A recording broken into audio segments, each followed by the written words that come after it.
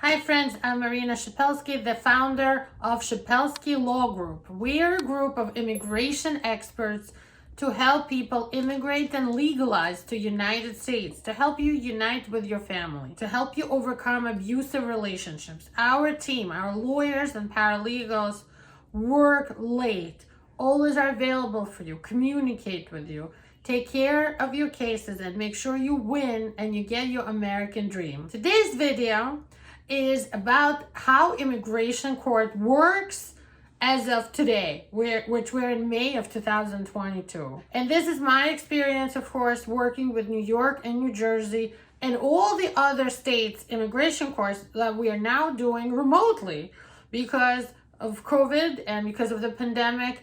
Immigration has changed a lot of things, have automated a lot of things. So I'm going to talk about how everything works as of right now, all right? Just to give you an overview and make you familiar with this process so it doesn't seem so scary or so intimidating. So you understand there's some logic, there's some formalities here, and they will make sense to you once you watch this video. Okay, so the first document and the first step in this process is when you receive something called a notice to appear, or NTA as the attorneys call it sometimes, short for notice to appear. It is a document from immigration that says you're invited to come to court and talk about your immigration status in the United States.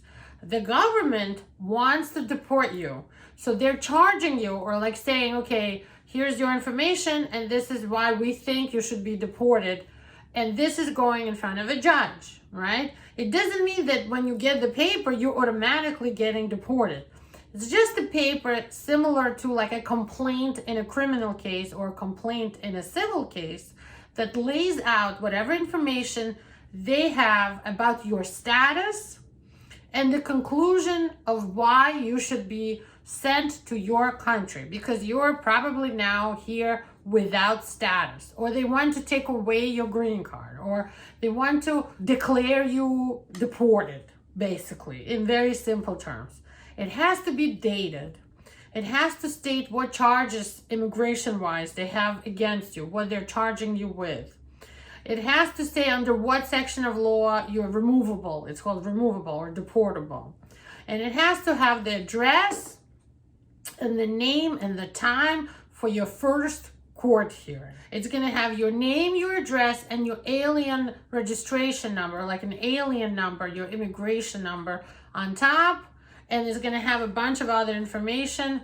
And it usually has a list of free legal services available to you so that you can get a lawyer that helps you with immigration for free. And those are usually a list of organizations that help people who don't have the money to get their own attorney. How do you get into immigration court?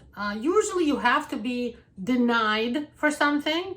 So if you filed for asylum and the asylum office denied you, they will refer you to immigration court. The process of them denying you and sending you to court is called referral, or referring you to immigration court. If you filed for a green card and when they denied you, your immigration status is kaput, it's expired, it's done, they will refer you, USCIS will refer you to immigration court. If they catch you at the border and check your paperwork, like if you are in New York State, upstate near Canada somewhere, and you're driving a truck, this is a true story, and you're too close to the border, sometimes they have U.S. Border Patrol officers checking people's papers, stopping people, and they find illegal people here. If you're undocumented illegal, they will refer you to immigration court, but sometimes they will also arrest you and put you in ICE jail or ICE detention. These are all the various ways you can get into immigration court. And of course, people with a green card, they get into immigration court when something is wrong with their status. For example, if you're convicted of a crime that makes you deportable. If you travel and you come back to the United States and in the airport they notice something's wrong with your green card, or you have arrests in the system, they also can send you to deportation. Or like if you were out of the United States for too long, more than 6 months, some people stay out for years, and you try to come back, they will send you to immigration court. So a lot of things have to be like denied or bad, and can result in you being referred to or sent to immigration court. Immigration court is part of what's called EOIR, Executive Office of Immigration Review. People don't always get, but the immigration judges and the immigration prosecutors, we call them trial attorneys or Office of Chief Counsel. The people, when you go to immigration court, who are like against you in court, who are arguing for you to get deported, they work for the same company, for the same organization, EOIR. People sometimes who understand about law and the balances and the system of checks and balances, they're blown away how this administrative agency can be the boss for or employ both the judge and the prosecutor. They're called an immigration trial attorneys or chief counsels, assistants chief counsel. So that means they work for the same organization, and both of their goals is to deport you.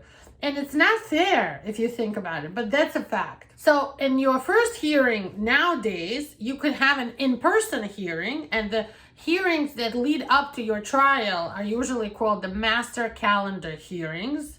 So your first master calendar hearing is usually just an introduction. You and the judge get sort of to meet and say hello and introduce yourself, and other formalities have to be taken care of. Under the new current rules, a lawyer for you has to upload their E28 form, which is a form that they represent you officially, and any paperwork that you have to defend yourself against removal, against deportation, way ahead of your hearing. And there's an electronic online portal now that you can, as an attorney, upload to, and regular people who are without attorneys also can use the portal to upload paperwork into the automatic immigration court system. And now you don't have to serve or send a copy for most things to the other side, because they will receive all the paperwork through the portal, and they will see what the judge sees at the hearing. So whatever you upload, the judge will be able to open their computer at your hearing and look at it. Paperwork and emotions, that means anything like a letter in writing from you or your attorney, they will both, the judge and the prosecutor, see the same thing on their screen. At the hearing, if it's in person, there will be two tables and the judge sitting on top or in the front. The judge is going to listen to both sides. They're going to go through the notice to appear, because that's the main document that begins your immigration court case. It's called removal proceedings. Your immigration court case is called removal proceedings. That reading of that NTA, notice to appear, begins your proceedings, begins your case with immigration court. They will ask you and your lawyer to do something called pleadings. Pleadings is you addressing each point and what they're charging you with, and what is your response, right? So sometimes I'll say, we admit charges 1, 2, and 3. I will say, we deny removability, because I always make the government prove that you are deportable. I don't have to agree to it if I don't have to. Sometimes people say, we consent that there's removability here. So I usually deny it. So I admit certain things, like number 1 charge could say, you are a national of Pakistan. You arrived to United States, that's charge 2, on May 3rd, 2003 as a B1, B2 tourist. 4 or 3 is you overstayed your status. You're here without status right now. And then they say, okay, you should be removed. You should be deported to your home country, and the country is Pakistan. So when we're doing pleadings, I'll say, we admit to charges 1, 2, and 3. We deny removability, and we respectfully decline to designate which country my client will be deported to. It's not my job to designate, okay? And it's like a formality, but we always say we decline to designate. The government will say, well, we plan to prove this person is deportable, so we plan to prove removability, and we designate Pakistan as the country of removal. And sometimes we argue about the country because a person could have citizenship of 2 countries, or maybe the country doesn't exist. That happens, like if you're from USSR, Soviet Union, and you never got citizenship of Ukraine or Russia, where you were actually born, and your last citizenship is Soviet Union, nobody can designate a country for you because Soviet Union doesn't exist anymore. So that happens. So once we go through the notice to appear and we do the pleadings, and this is usually done at the first master calendar hearing, especially when you do it in person with the other side there, the chief counsel sitting across from you. The next step is the judge will ask you what relief are you asking for, meaning what kind of defenses does your client have from being deported.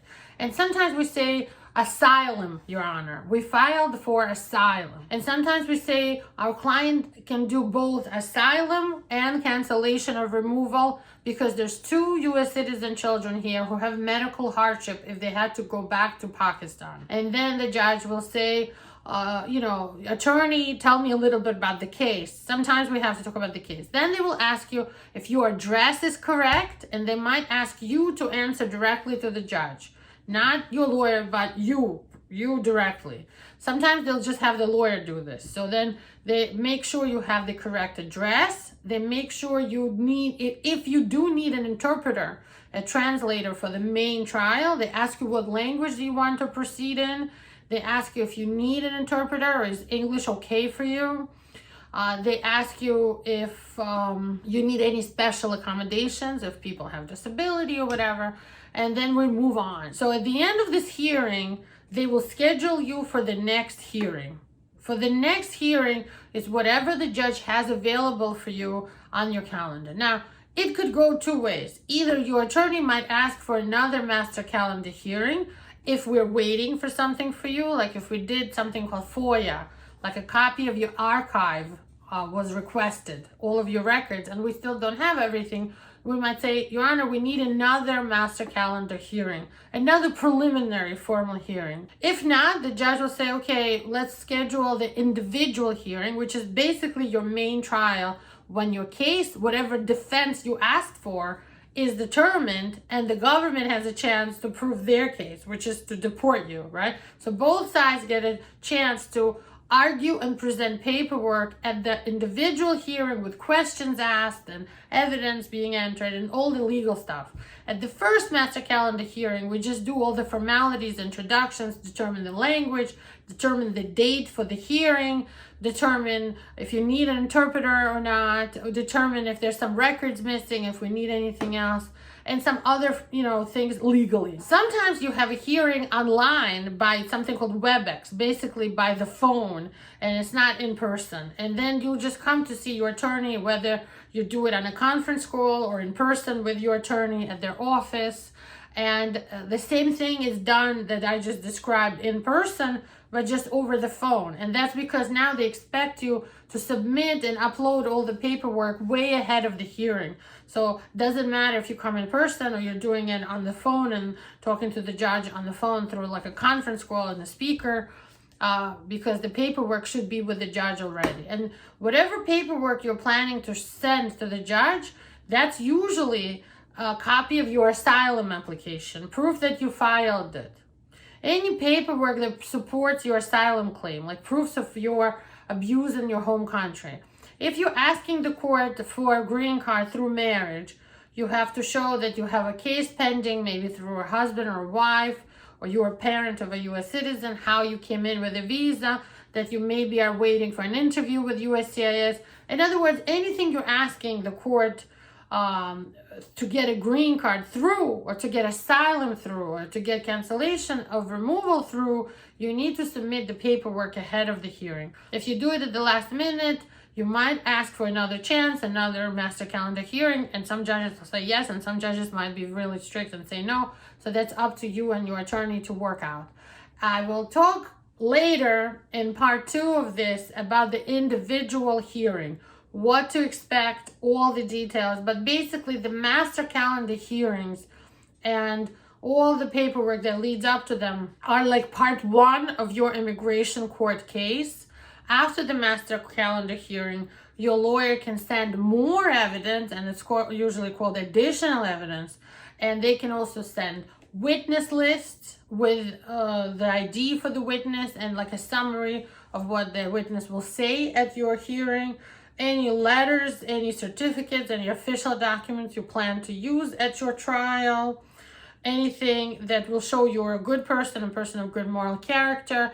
Maybe you've been paying taxes for the last 5 years. In that case, you need to send the court transcripts of your tax returns. That's proof of your good moral character and that you're doing everything right. Any proofs for whatever relief you're asking. So anything from your country, anything from witnesses, anything to show that you were not lying whenever you filed your case with immigration. I will have a part 2 video for you talking about your trial for your immigration court case. And that's called the individual hearing or the merits hearing sometime. And we'll talk about that later. Thank you for watching. Please subscribe to our channel. Hit the little bell below. Please give us a heart. Give us a like for this video if you like this content. Our team is ready to help you. We work for our clients super hard, and we make sure you understand what happens in your case and that you don't just sit there and wait for years and months and not even understand what's happening to you. Our team will always keep you on top of everything. You are on our team and we'll be on yours. Stick around, stay tuned for more. Bye-bye.